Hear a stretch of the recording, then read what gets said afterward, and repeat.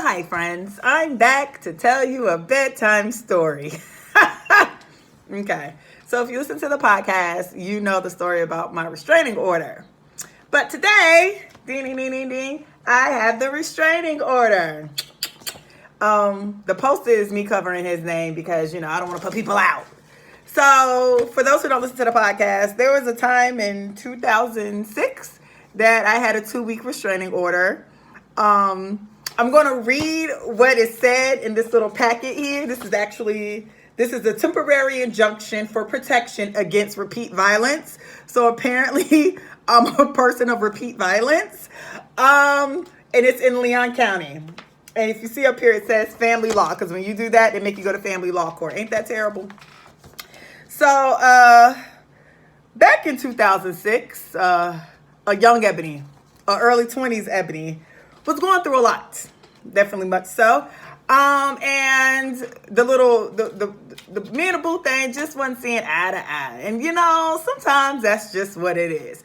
So on a Friday night, everything came ahead. And I'm going to read what he said happened. Now, before I read this, we need to know that not everything that's in here is true. Some of it's true. I won't deny that. Some of this shit's a bold-faced lie. But here we are. Wait for it. Sorry, it takes a while. Okay. Boom.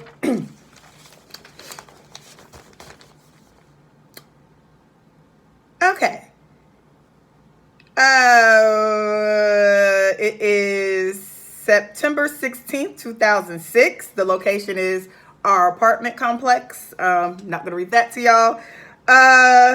And he says, and he is, what do they call him? The petitioner. The petitioner says, outside, teammates and myself were on the balcony. Respondent, who is me, Ebony, came up using verbally abusive language. Attacked me by slapping several times in face, causing bruising and swelling, swung foot, and kicking. Being a male athlete, I could not and would not hit back. And because of a possibility, his handwriting was terrible. Because of a possibility of losing my scholarship, he names his university, and going to jail. Okay. I'm not going to say what happened that Friday night. I'm not going to say all this is a lie. Exaggerated much, but not all the way a lie.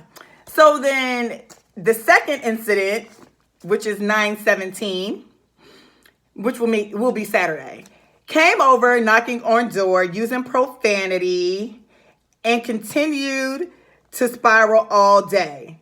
And quotations, he put stalking. And knowing and throwing things around in the room. I truly tried to contain myself. I left apartment to avoid contact with her.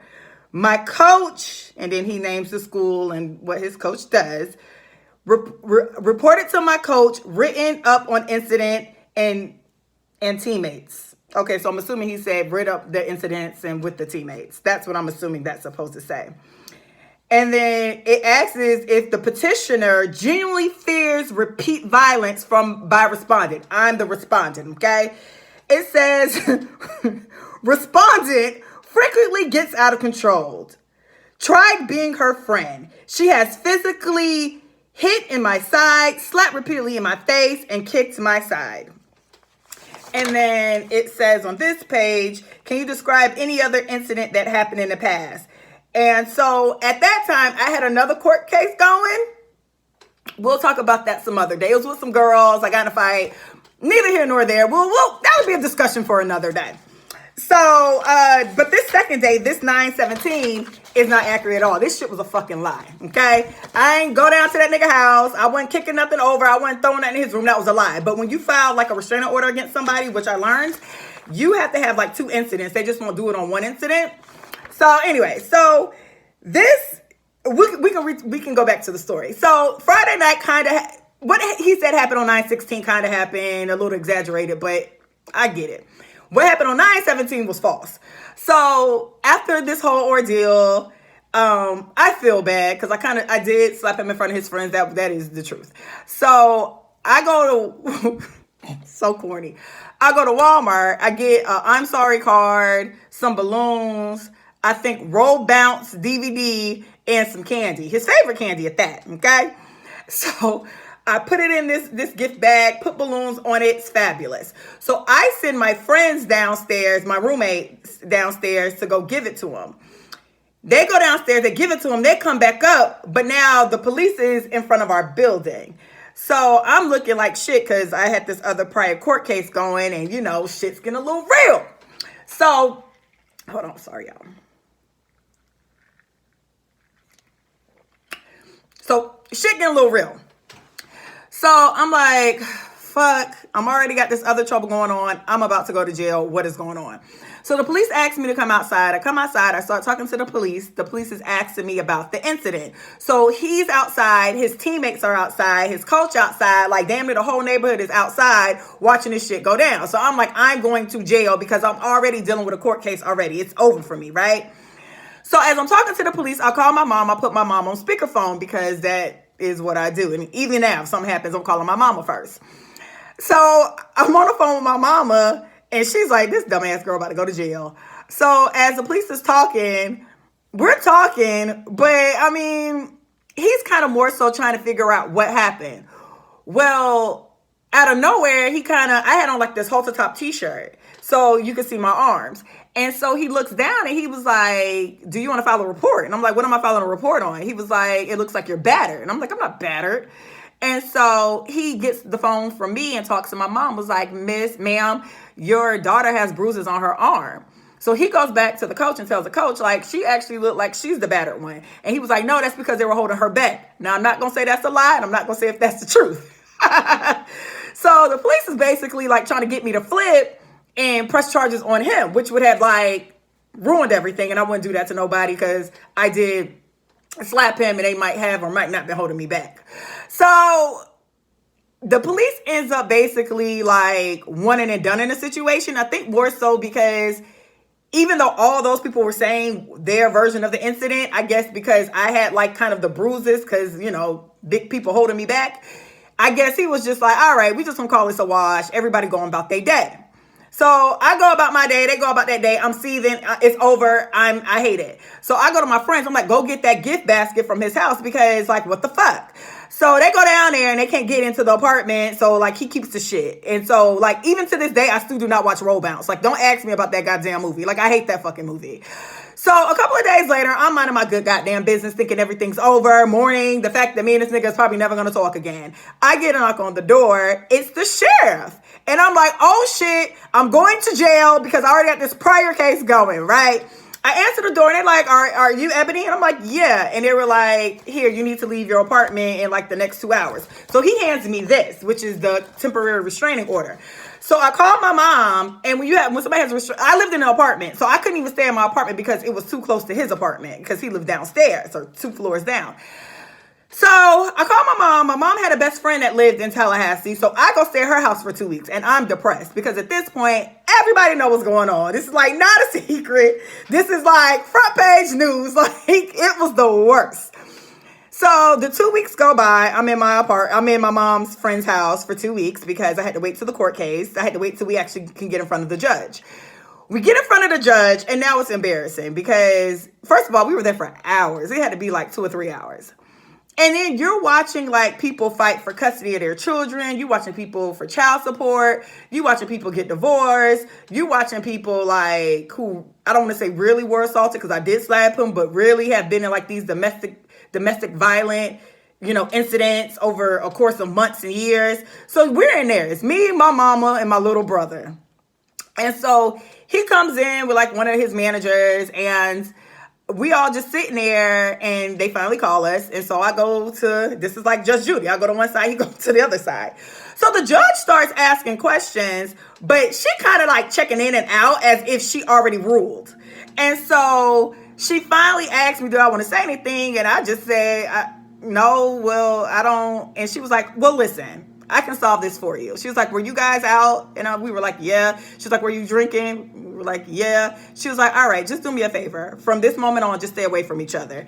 And she got ready to hit the gavel thing. And I was like, well, can I say something? And she's like, ma'am, you won your case. And I'm like, well, I just want to apologize because it didn't have to go this far. And so she was like, okay, great, whatever. Stay away from each other. Hit the thing. We go. We end up going, and now we all in the elevator together. So I'm not saying shit because, like, I'm, like, seething. Because my feelings were actually, I wasn't even mad. My feelings were genuinely hurt.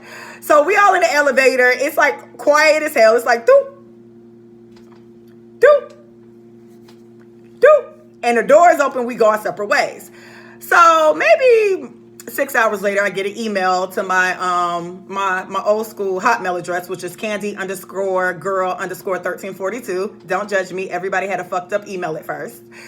I get an email, and just like a toxic nigga would do, he sends an email saying like, you shouldn't have went this far, and good luck on your life endeavors. I wish you nothing but the best, and all that dumb shit. I can't remember if I responded, and I didn't respond because I actually was like really hot about this bullshit. So the thing is, after all that happened, we still lived in the same building, and we still had the same exact damn friends and neighbors. So we're just passing each other all day, every day. And see, after a while, he started like taking my roommate to school, and which pissed me off because he never took my roommate to school, but that was like his way of like being able to come into our apartment. So now he's talking to my roommates, cracking jokes. I'll come home, he's sitting in my living room, we like passing each other. He'll say, hey. I'm like looking at him like he's stupid, like who the fuck you talking to? You just had a restraining order against me. Act like the restraining order is still in effect.